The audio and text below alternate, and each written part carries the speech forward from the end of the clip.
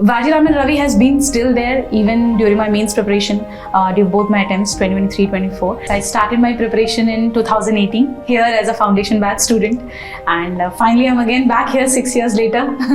The life has come full circle finally. I post-graduated actually in year 2018. After that I came to Vajiraman Ravi, as the name has always been there, where I was completely clueless कि क्या करना है क्या नहीं. And that year I think ये join किया test series मैंने, and we had those regular feedback sessions. GS we had GS. I was enrolled for the GS thing. I had that regular feedback session after every copy that was checked. We had those mentoring sessions going on. So उससे पता चलता था what is wrong, where I should add on, what is the changes I need to make, etc. So it went like that, and I really scored good in GS. Last year also it was 435 marks in GS 1, 2, 3, 4. नमस्कार, मेरा नाम शैलेंद्र चौधरी है। संघ लोक सेवा आयोग द्वारा आयोजित सिविल सेवा परीक्षा 2024 में मैंने 362वीं रैंक हासिल की है। यह मेरा इस एग्ज़ाम में दूसरा प्रयास था। मैंने मई 2023 में अपना ग्रेजुएशन कंप्लीट किया और उसके बाद इस एग्ज़ाम की तैयारी में लग गया। इस वीडियो के माध्यम से, डीकेटी के माध्यम से, मैं आपको एक ऐसे विषय के बारे में बताना चाहूँगा जिसके बारे में बहुत कम बात होती है। मैं बात करना चाहूँगा मेंटल हेल्थ, जो मेंटल हेल्थ पे हमको ध्यान देने की आवश्यकता है, खासकर आज के एक टैग भरे युग में, खासकर यूपीएससी एस्पिरेंट्स के लिए। तो मैं आपको बताना चाहूँगा, मैंने मेजॉरिटी ऑफ माय प्रिपरेशन मेरे home town Narsinghpur district Madhya Pradesh में की है। मैं आपको एक बार बताना चाहूँगा कि मेरे ज़िले में द हिंदू और इंडियन एक्सप्रेस भी नहीं आता है। जस्ट मैं आपको बताना चाहता हूँ कि जो शहर की मैं बात कर रहा हूँ वो कितना बड़ा है। तो जब मैं अपना कॉलेज करके घर गया, तो चूँकि कॉलेज में तो कुछ यूपीएससी वाले दोस्त थे, मिलना बताना होता था कि मेरा ये हो गया है, उसका वो हो गया है, तो कहीं ना कहीं एक पीयर ग्रुप था। मगर जब मैं घर गया तो 1, 1.5, 2 महीने तो अच्छे से पढ़ाई हो गई बिना पीयर ग्रुप के भी, मगर करीब 2 से ढाई महीने बाद एक अजीब सी लोनलीनेस आने लगी मेरे शहर में। मुझे कोई भी यूपीएससी की तैयारी सीरियस प्रिपरेशन करने वाला व्यक्ति नहीं मिला। नाम के लिए तैयारी करने वाले बहुत मिले, मगर उनसे मैंने थोड़ी दूरी बना के रखी। तो जब कोई भी मेरे को पीयर या दोस्त नहीं मिला, तो कहीं ना कहीं ऐसे ख्याल आने लगे मन में कि इस मैराथन में हम अकेले दौड़े जा रहे हैं, हमको पता भी नहीं है कि हम सही हैं, हम गलत हैं, तेज या कम है, ये तो बहुत बड़ी बात है। हमें ये भी नहीं पता था कि हमारा दिशा सही है या गलत है। हम मेंटरशिप ज़रूर लेते थे, मगर ऑनलाइन मेंटरशिप की अपनी एक लिमिटेशंस है, वो ऑफलाइन मेंटरशिप को रेप्लिकेट तो नहीं ही कर सकते हैं। फिर क्या हुआ, इसके बारे में आपको बताना चाहूँगा मैं कि जनरली अगर हम प्रीलिम्स देते हैं, अगर हमारा क्लियर हो जाता है तो अप टिल मेंस जो सितंबर या अगस्त में होता है, हम बहुत एनर्जी के साथ प्रिपेयर करते हैं, एग्ज़ाम में एंगेज्ड होते हैं। बाय मिस्टेक अगर हमारा प्रीलिम्स क्लियर नहीं होता है तो करीब 2 से 3 महीने तो हम बहुत एनर्जी, जॉयफुलनेस के साथ पढ़ लेते हैं। मगर ये जो सितंबर से जनवरी या दिसंबर तक के महीने होते हैं, जिसको विंटर फॉल बोलते हैं, कहीं ना कहीं ये ऐसे महीने भी होते हैं जो हमारे प्रिपरेशन फॉल होते हैं। इसमें होता क्या है कि एग्ज़ाम की अर्जेंसी हमको होती नहीं है, क्योंकि करीब 9 महीने दूर एग्ज़ाम होता है और कहीं ना कहीं एक एंगेजमेंट नहीं रह जाता है हमारा एग्ज़ाम के साथ। तो सिंसेरिटी के साथ हम एग्ज़ाम की प्रिपरेशन भी नहीं कर पाते हैं। और ख़ासकर जब हम दिल्ली या कोई भी कोचिंग हब के आसपास नहीं रहते, तो हमको ऐसा लगता है कि जो गिल्ट फैक्टर आता है कि अगर हम नहीं भी प्रिपेयर कर रहे हैं तो वो गिल्ट फैक्टर शायद नहीं आता और हम गलत रास्ता, जो रास्ता है कि हमको प्रिपेयर कर लेना चाहिए, वो उसमें हम नहीं जा पाते हैं। तो इसका सल्यूशन मैंने एक देखा। इसका सल्यूशन एक ये है कि आप रेगुलर तौर पर मेंटरशिप लेते रहें। आप कोई भी अपने सीनियर, कोई बड़े भैया या कोई सिलेक्टेड ऑफिसर, आखिरी में मैं अपना आपको इंस्टाग्राम या कनेक्शंस हैंडल दे दूंगा, आप मेरे द्वारा भी संपर्क कर सकते हैं। आप कंटिन्यूसली उनके संपर्क में रहें, उनसे गाइडेंस लेते रहें, क्योंकि कहीं ना कहीं जो सिलेक्टेड लोग हैं, जो मेंटर्स हैं, अपने साथ एक वो पॉजिटिव वाइब्स और साथ साथ वो एक तजुर्बा रखते हैं जो आपको गाइड कर सकते हैं। तो आपको ये ध्यान रखना है कि आपको रेगुलरली मेंटरशिप या गाइडेंस लेती रहना है। दूसरा पॉइंट मैं आपको बताना चाहूँगा कि ये एग्ज़ाम एक बड़ा एग्ज़ाम है। बिल्कुल हमें इस एग्ज़ाम को सिंसियरली लेना है, हमको बिल्कुल सीरियस नहीं हो जाना है कि हम 24 घंटे बस किताबों में लगे हैं। इससे तो मुझे नहीं लगता कि शायद कोई एग्ज़ाम क्लियर होगा। हमको हमारी हॉबीज़ भी परस्यू करना है, हमको हमारे एग्ज़ाम के प्रति गंभीर रहना है। हमारे दिमाग में वो बात रहनी चाहिए कि हम भारत के एक सबसे प्रतिष्ठित एग्ज़ाम की तैयारी कर रहे हैं और हमारे एफर्ट्स भी उसको रिफ्लेक्ट करना चाहिए।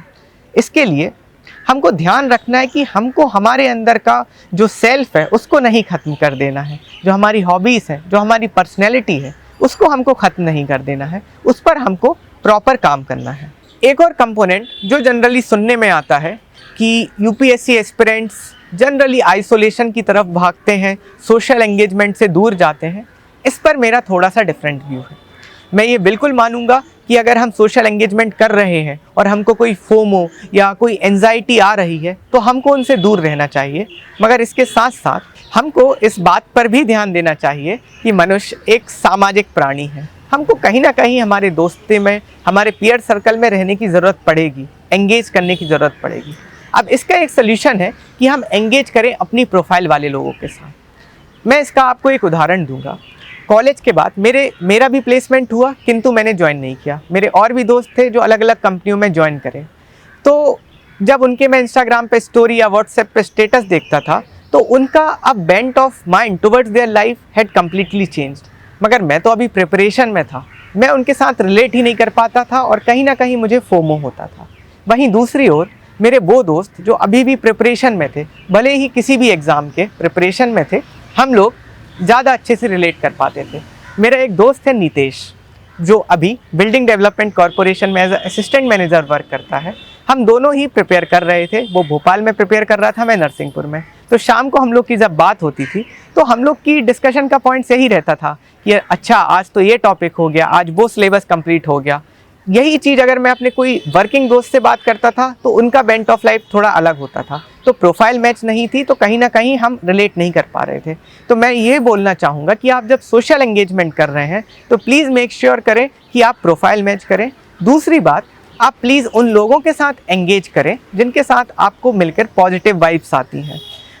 मैं बिल्कुल नहीं चाहूँगा और ना ही एडवाइस दूंगा कि आप कभी भी ऐसे लोगों से ज़्यादा संपर्क करें जिनको मिलने के बाद आपको ऐसा लगता है कि मेरी एनर्जी ड्रेन हो गई, कुछ नेगेटिविटी दे गया।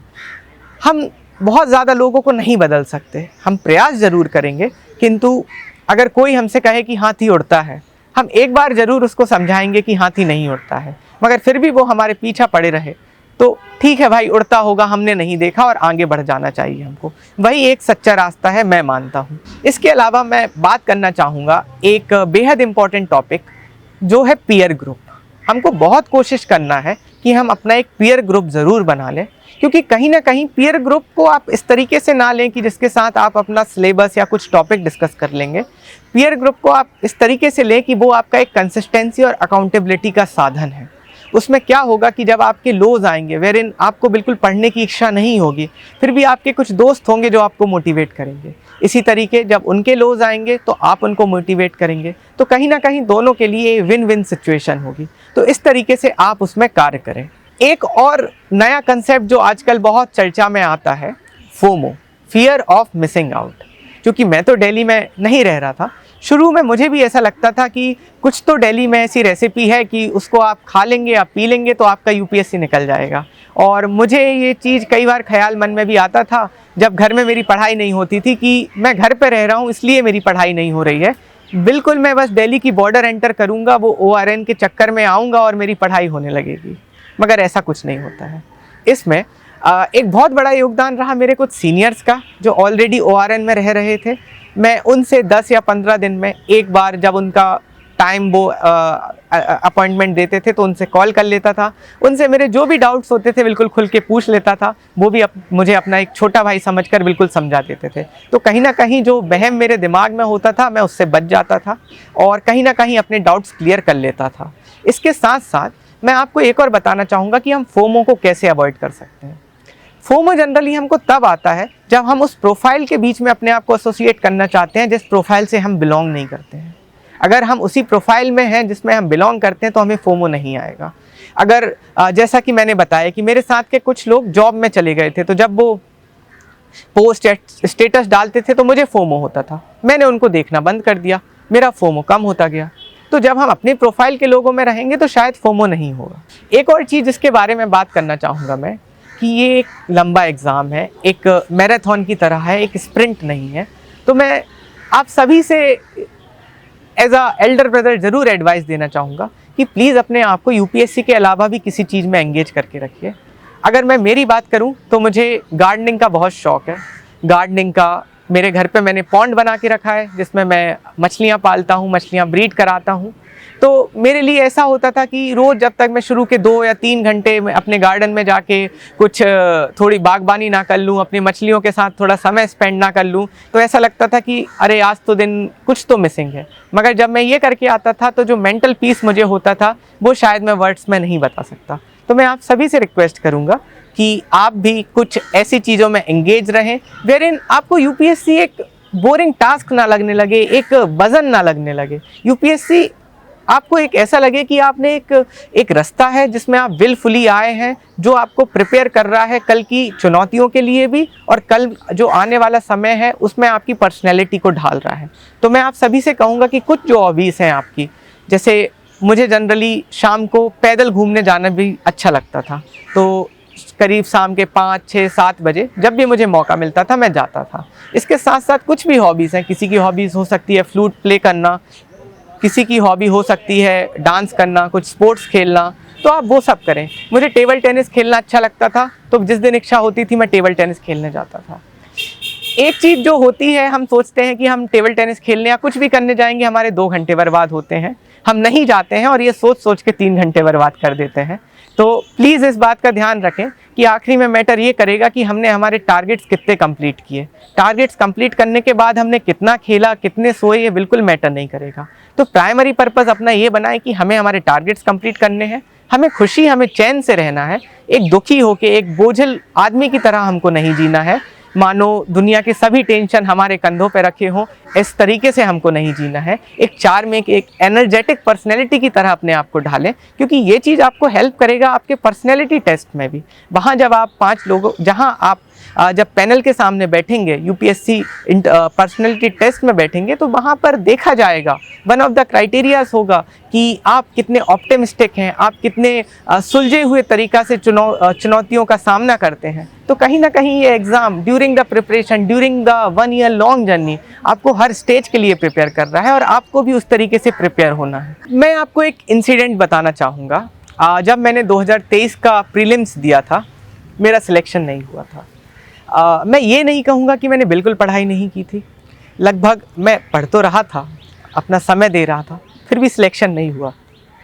बहुत दुख के क्षण थे, बहुत दुख हो रहा था कि मेहनत किया फिर भी नहीं हुआ, किंतु वही था, अपने परिवार वालों के संपर्क में रहा, सीनियर्स के संपर्क में रहा, टीचर्स के संपर्क में रहा, तो कहीं ना कहीं मैंने तो अपने आप को संभाल लिया। मगर मैं आप सभी को एक एल्डर ब्रदर के तौर पर ये ज़रूर एडवाइस देना चाहूँगा कि अगर आपके ज़िंदगी में ऐसे कोई भी क्षण आते हैं, यूपीएससी से जुड़े हुए या ना जुड़े हुए, अपने आप को आप अकेला ना समझें, अपने आसपास के लोगों से कंसल्ट करें, हो सके तो किसी साइकोलॉजिस्ट जो ट्रेंड है इन सब चीज़ों को डील करने में, उनके साथ संपर्क करें, या तो ऐसे बहुत से एनजीओ हैं जो आपको निःशुल्क परामर्श देते हैं, उस तरीके के एनजीओ से आप संपर्क करें। और इसको आप एक बीमारी के तौर पर ना देखें, ये सिर्फ एक फेज़ है, हमारी ज़िंदगी का एक फेज़ है जिसको बीत तो जाना ही है। कितने जल्दी और देर में बीतेगा ये हमारे ऊपर निर्भर करता है, हम किस तरीके से उसको डील करते हैं। इस तरीके से आप करें। एक और मुद्दे पे जिस पे मैं बात करना चाहता हूँ, जो कहीं ना कहीं एक मिथ भी है कि जब तक हम ORN में कदम नहीं रखेंगे हमारा यूपीएससी हो ही नहीं सकता है। मैं तो कहूँगा कि मैंने इस मिथ को तोड़ा ही है। मैंने लगभग अपनी सारी तैयारी नरसिंहपुर में रह के ही करी है, और नरसिंहपुर तो वो जगह है जहाँ द हिंदू और द इंडियन एक्सप्रेस भी नहीं आता है। किसी दिन एडिटोरियल अगर प्रिंट फॉर्मेट में पढ़ना होता था तो अपने फ़ोटोकॉपी वाले भैया को रिक्वेस्ट करता था कि आप A3 साइज़ के पेपर में निकाल दीजिए ताकि मैं पढ़ लूँगा। मैं आपको बताना चाहूँगा कि ORN एक इकोसिस्टम है जहाँ पे कुछ कोचिंग्स और पीयर्स अवेलेबल हैं, पर अब मैं आपको इसका बहुत प्यारा अल्टरनेटिव बताऊँगा। कोचिंग इकोसिस्टम तो आज के ज़माने में ऑनलाइन भी अवेलेबल है, लगभग सारी कोचिंग्स, मटेरियल्स, रिसोर्सेज ऑनलाइन हर जगह अवेलेबल है। साथ ही साथ जहाँ तक बात रही पीयर की, आज के ज़माने में ऐसे बहुत से संसाधन हैं, जैसे टेलीग्राम्स की कम्युनिटी, हमारे आसपास के व्हाट्सएप ग्रुप्स, कोचिंग्स के ग्रुप्स, टेस्ट सीरीज़ के ग्रुप्स, इस तरीके से आपको पीयर्स मिल सकते हैं। तो आज के ज़माने में अगर हम कहें कि आपको ORN ही आना है फिर ही आप यूपीएससी का पेपर क्लियर कर पाएंगे, तो ये शायद गलत हो जाएगा। और इसके साथ साथ जो चैलेंजेस हैं कुछ ORN में, मैं उनको भी आपको बताना चाहूँगा। मैं अपने प्रीलिम्स के बाद दिल्ली आया था, 1.5 साल बाद अपने घर से निकला था। बहुत ज़्यादा एक्साइटमेंट था कि बड़े शहर में जा रहा हूँ। अब एक्साइटमेंट कितना गलत मेरे ऊपर इम्पेक्ट किया मैं आपको बताता हूँ। तो मैं कुछ स्ट्रीट फूड खा लिया करता था। आप सभी को याद होगा 20 तारीख से मेंस के पेपर तैयार थे, 5 अगस्त को मैं बीमार हो गया। क्यों बीमार हुआ था? बहुत ज़्यादा स्ट्रीट फूड खाता था। 5 तारीख को मैंने इधर के डॉक्टर को ही दिखाया, ठीक है 2-3 दिन तो लगते हैं, हो सकता है डायग्नोज हो। 8 तारीख तक कुछ नहीं हुआ, फिर दिखाया 11 तारीख तक कुछ नहीं हुआ। मन टूट चुका था, शरीर बिल्कुल खड़े होने में भी संभव नहीं था। घर वालों ने एक ही बात बोला, घर आ जाओ, इधर दिखा देंगे। लड़खड़ाते हुए अपने घर पहुंचा, वहाँ डॉक्टर से कंसल्ट किया। करीब 10 दिन हॉस्पिटलाइज रहा, ड्रिप्स पे रहा, दवाइयाँ ली, मेडिकेशंस पे रहा। थोड़ी बहुत हालत ठीक हुई। टाइफाइड और फूड पॉइजनिंग हो गया था मुझे। तो कहीं ना कहीं शारीरिक क्षमताएं तो कमज़ोर हुई थी, उससे ज़्यादा कमज़ोर हुई थी मेरी मानसिक क्षमताएं। तो एक ये भी दिक्कत है, जो ORN या इस तरीके के जो कोचिंग इकोसिस्टम वाले हब्स होते हैं, हो सकता है खाना बहुत अच्छा ना मिल पाए, हो सकता है जो मी टाइम या जो फैमिली टाइम आप अपने घर पर बिता सकते हैं वो आपको ना मिल पाए। और ज़रूरी नहीं कि हर बार आपको अच्छे पीयर्स मिल जाएं। ये भी एक बहुत बड़ा मिथ है कि ORN में तो कुछ पीयर्स का मार्केट है, आप जाएंगे और 4 पीयर आपको अच्छे मिल जाएंगे। बहुत मुश्किल होता है अच्छे पीयर बनाना। तो यही है कि इन सब चीज़ों पर आपको ध्यान देना है और मेंटली आपको स्ट्रॉन्ग रखना है। मैं आपको एक इंसिडेंट दूंगा। जब मैं ठीक होके 21 अगस्त को लौट के आया था दिल्ली फिर से, कि सेंटर मेरा दिल्ली था, पेपर देना था मुझे, निराश हो चुका था। 15 दिन मैंने बर्बाद कर दिया, और वो 15 दिन जब बच्चे सबसे ज़्यादा रिवीजन करते हैं। मैं हतोत्साहित था और मैंने छोड़ दिया था कि अब तो अगले साल ही अटेम्प्ट देंगे। तो इसमें एक दिन मैं मेस में बैठा था और मेरे एक सीनियर है, मैंने उनसे बोला कि बॉस इस बार तो नहीं हो पाएगा, अगली बार देखेंगे। उनने एक ही बात बोली, अगली बार भरोसा नहीं है कि तू मेंस लिखेगा, इस बार मौका है, देख ले। बात तो थोड़ी कड़वी लगी मगर बात सच भी थी। मैंने सोचा जितना हो सकता है इस बार प्रयास करूँगा। उस दिन से कंटिन्यू जो मेरा कंटेंट प्रिपेयर हो गया था, रिवीजन किया, बहुत अच्छे से आंसर्स लिखे और भगवान की कृपा रही, फॉर्चुनेटली मेंस क्वालिफाइड हो गया। इंटरव्यू की तैयारी भी मैंने मेजॉरिटी अपने नरसिंहपुर से ही किया है। 2 बार मैं दिल्ली आया, एक बार मॉक्स इंटरव्यू देने, एक बार एक्चुअल इंटरव्यू देने। तो ये जो मिथ है कि आपको UPSC के लिए ORN ही आना है, मैंने तो इसको तोड़ दिया। और मैं उम्मीद करता हूँ कि मैंने सिर्फ ये मिथ नहीं तोड़ी है, मैंने कहीं ना कहीं उन सभी लोगों को एक आशा दी है जो फिनेंशियल या किसी भी अदर रीजंस के कारण दिल्ली नहीं आ सकते। मैं बिल्कुल चाहूँगा कि फिनेंशियल या सोशल कोई भी रीजंस आपके आड़े नहीं आ सकते। आपको सिर्फ ज़रूरत है ORN की नहीं, एक दृढ़ निश्चय की कि आपको इस एग्ज़ाम को क्लियर करना है और आप करेंगे। तो इस वीडियो के माध्यम से मैं आपको बताना चाहता था कि मेरी क्या आइडियोलॉजी एंड स्ट्रेटजी थी मेंटल हेल्थ को लेके। मुझे लगता है कि मैंने बहुत ही डिटेल्ड और सरल भाषा में आपको समझाया कि इस एग्ज़ाम को सिर्फ एग्ज़ाम के तौर पर नहीं लेना है। यह एक लड़ाई है, एक चुनौती है हमारे खुद के साथ, कि कैसे हमको इस एग्ज़ाम को सिर्फ डील नहीं करना है, हमको इस फेज़ को, इस प्रिपरेशन जर्नी को किस तरीके से सस्टेन करना है, एंजॉय करना है और कल के लिए अपने आप को तैयार करना है।